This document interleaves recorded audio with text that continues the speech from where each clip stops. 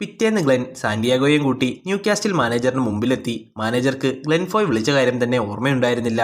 രാത്രിയിൽ ഗ്ലെൻ വിളിച്ചതുകൊണ്ട് തന്നെ അദ്ദേഹം അത് ഓർത്തതുമില്ല. ഇരുവരും സംസാരിച്ച് സാന്റിയാഗോയ്ക്ക് ഒരു ട്രയലിനുള്ള അവസരം മാനേജർ കൊടുക്കുന്നു. അടുത്ത ദിവസം തന്നെ സാന്റിയാഗോ ട്രയൽസിനായി ക്ലബിലേക്കെത്തി. ക്ലബ് കോച്ചായ മാൾ ബ്രാത്വൈറ്റ് അവനെ സ്വാഗതം ചെയ്തു. കൂടാതെ താനും ഗ്ലെന്നും പണ്ട് മുതലേ സുഹൃത്തുക്കളാണെന്ന് അവനോട് പറയുകയും ചെയ്തു. അവിടെ നിന്ന് സാന്റിയാഗോ ട്രയൽസിനായി ബ്രാത്വൈറ്റിന്റെ കൂടെ ഗ്രൗണ്ടിലേക്ക് പോയി.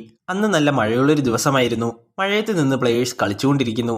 കോച്ച് അവനെയും കളിക്കുവാൻ വേണ്ടി ഗ്രൗണ്ടിലേക്ക് ഇറക്കി. എന്നാൽ മറ്റു പ്ലേയേഴ്സ് പൂർണ്ണ താല്പര്യത്തോടെ ആയിരുന്നില്ല സാന്റിയാഗോയെ വരവേറ്റത്. കൂട്ടത്തിലൊരു കളിക്കാരൻ ഹ്യൂഗി മഗ്ഗോവന് സാന്റിയാഗോയോടെന്തോ താല്പര്യം തോന്നിയില്ല.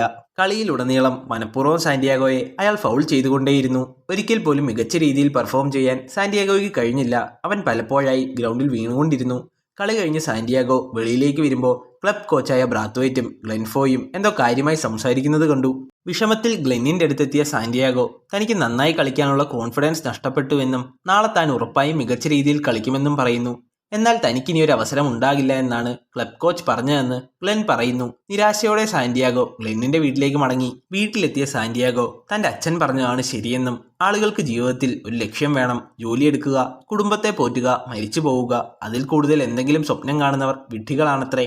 വേദനയോടെ അതും പറഞ്ഞ് സാന്റിയാഗോ മുറിയിലേക്ക് മടങ്ങി. വിഷമത്താൽ പോകുന്ന സാന്റിയാഗോയെ ഗ്ലെൻ ഫോയ് നോക്കി നിൽക്കുന്നു. അദ്ദേഹത്തിനും അവന്റെ വിഷമം മനസ്സിലാകുമായിരുന്നു.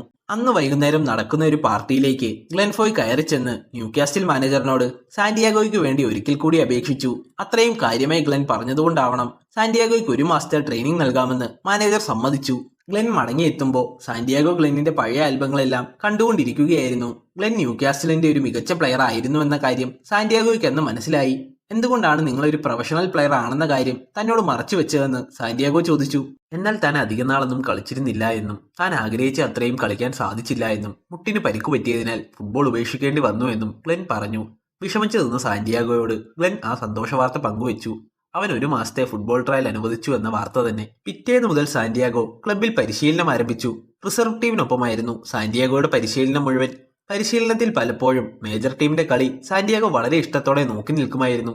എന്നെങ്കിലും തനിക്കും ഈ ടീമിൽ ഇടം നേടണമെന്ന് സാന്റിയാഗോ വളരെയധികം ആശിച്ചു. കുറച്ച് ദിവസങ്ങൾക്കുള്ളിൽ തന്നെ സാന്റിയാഗോയുടെ ആരോഗ്യം ചെക്ക് ചെയ്യാൻ ഒരു മെഡിക്കൽ ടീം എത്തി. അവനെ പരിശോധിക്കാൻ എത്തിയത് ക്ലബ് നേഴ്സായ റോസ് ആയിരുന്നു. സാന്റിയാഗോയ്ക്ക് അവളോടൊരു പ്രത്യേക ഇഷ്ടം തോന്നി. അവളോടടുക്കാൻ സാന്റിയാഗോ നന്നായി ശ്രമിച്ചു. അവനൊരു മെഡിക്കൽ ഫോം പൂരിപ്പിക്കാനായി റോസ് നൽകി. ഫോമിനുള്ളിലെ പല കാര്യങ്ങൾ മനസ്സിലാകാത്തതുകൊണ്ട് തന്നെ റോസിനോട് അതിനെപ്പറ്റി സാന്റിയാഗോ തിരക്കി. റോസ് കാര്യങ്ങൾ വിശദീകരിച്ചു നൽകി. ബ്രീത്തിങ് സംബന്ധമായ എന്തെങ്കിലും പ്രോബ്ലം ഉണ്ടോ എന്ന ഫോമിലെ ചോദ്യത്തിന് സാന്റിയാഗോ ഇല്ല എന്ന് മനഃപൂർവ്വം തെറ്റിച്ചെഴുതി.